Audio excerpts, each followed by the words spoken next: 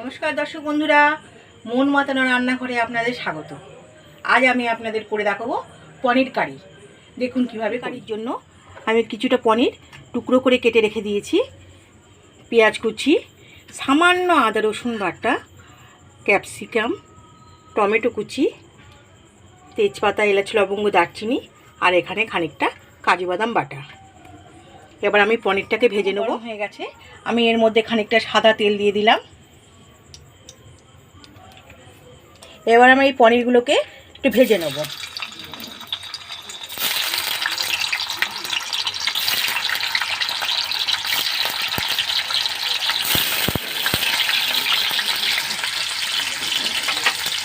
পনিরগুলোকে এভাবে উল্টে দেবো।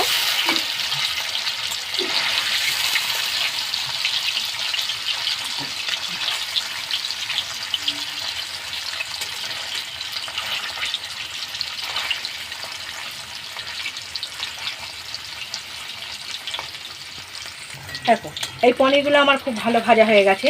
এবারে আমি এগুলোকে তুলে নেব। এই সব ভাজা পনিরগুলোকে আমি তুলে নিচ্ছি।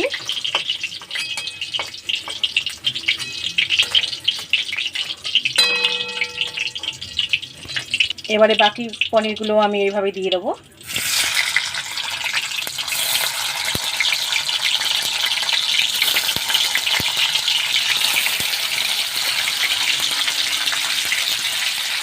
এগুলো আমার খুব সুন্দর ভাজা হয়ে গেছে। এবারে এগুলোকেও আমি একসাথে তুলে নিচ্ছি।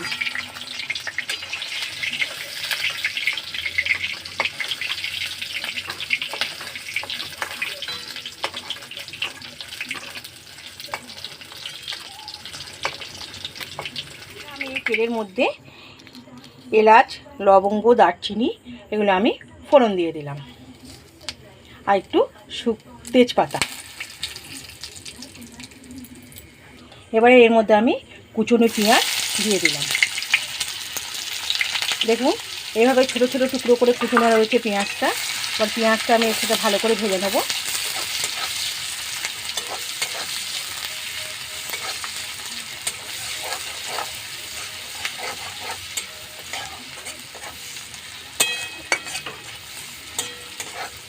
এভাবে লাল লাল করে পেঁয়াজটাকে আমি একটু ভেজে রাখবো। পেঁয়াজটা আমার খুব সুন্দর ভাজা হয়ে গেছে। এবারে আমি এর মধ্যে এই 1 চামচ আদা রসুন বাটা দিয়ে দিলাম। খুবই সামান্য, খুব বেশি দিইনি, অল্পই আদা রসুন বাটা।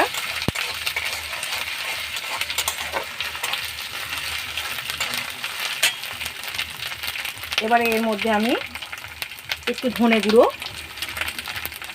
একটু জিরে গুঁড়ো দিয়ে ভালো করে নাড়াচাড়া করে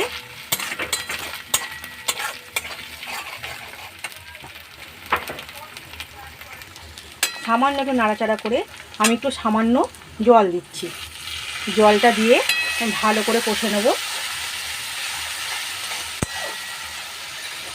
এবার এর মধ্যে আমি টমেটো কুচিগুলো দিয়ে দিলাম।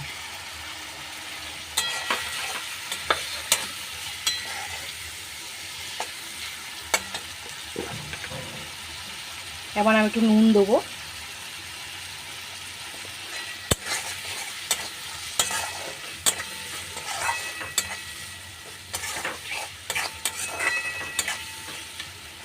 এটা ভালো করে নাড়াচাড়া করতে হবে যতক্ষণ না টমেটোটা সেদ্ধ হচ্ছে।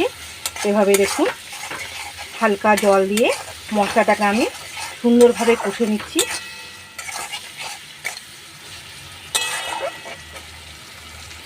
এবারে আমি এর মধ্যে দেব একটু কাশ্মীরি লঙ্কা গুঁড়ো।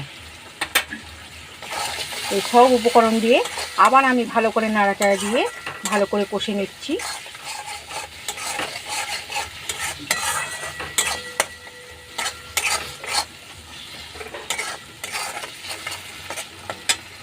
এবার দেবো এর মধ্যে আমি একটু ঝাল লঙ্কা গুঁড়ো।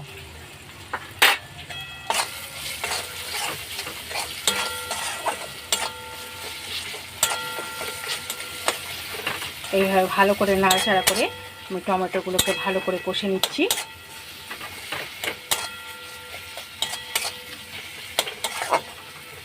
এবং টমেটোটা আমার খুব সুন্দর সেদ্ধ হয়ে গেছে। এবার এর মধ্যে আমি দেব ক্যাপসিকাম কুচি।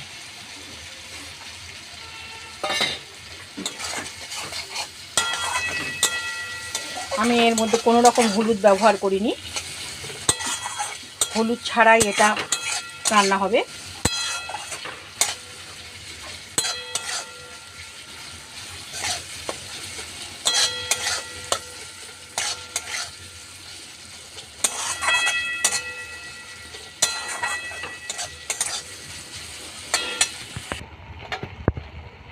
এবার আমি এর মধ্যে দেবো একটু চিনি। যেহেতু পনির এটা একটু মিষ্টি মিষ্টি হবে, সেই জন্য আমি একটু চিনিটা একটু বেশি পরিমাণেই দিলাম। দেখুন মশলাটা আমার খুব সুন্দর কষা হয়ে গেছে, মশলা থেকে তেল ছেড়ে গেছে। এবার আমি এতে সামান্য একটু জল দেবো।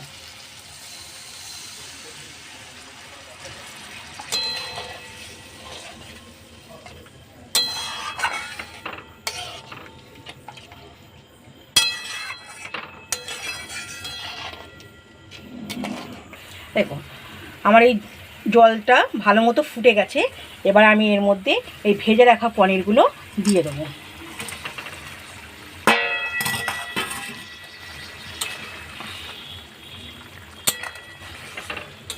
এই পনিরগুলো দিয়ে একটু ভালো করে নেড়ে চেড়ে নিলাম।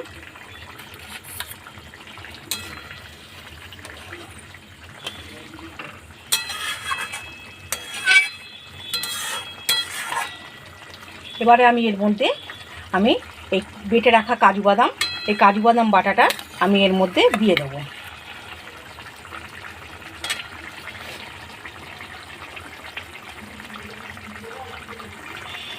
এবার এই কাজু বাদাম বাটাটা দিয়ে আমি ভালো করে এইটা নেড়ে চেড়ে নিলাম।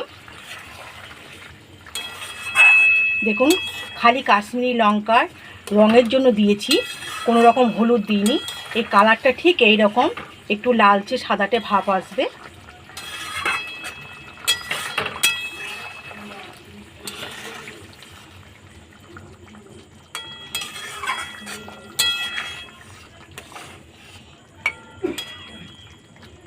এবার এই পনিরটা আরেকটুকু আমি ফুটিয়ে নেব। কারণ এটা আমার পুরো রেডি হয়ে গেছে। আমি এর মধ্যে একটু গরম মশলা গুঁড়ো দিয়ে দেবো,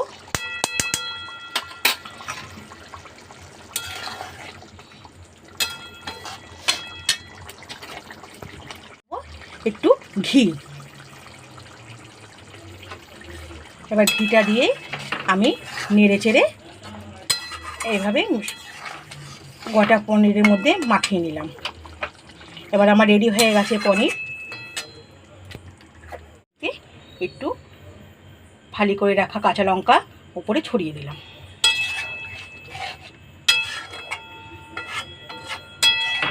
এবার আমি একটা পাত্রে ঢেলে নিচ্ছি। এবার আমি পনিরটা এই পাত্রে ঢেলে নিচ্ছি। দেখুন এইভাবে পনির কারি করলে আপনি পরোটা, রাইস, পোলাও সব দিয়ে এই কারিটা আপনি খেতে পারবেন। দুর্দান্ত স্বাদ, অসাধারণ খেতে। অবশ্যই বাড়িতে করে খাবেন, কমেন্ট করে জানাবেন কেমন লাগছে।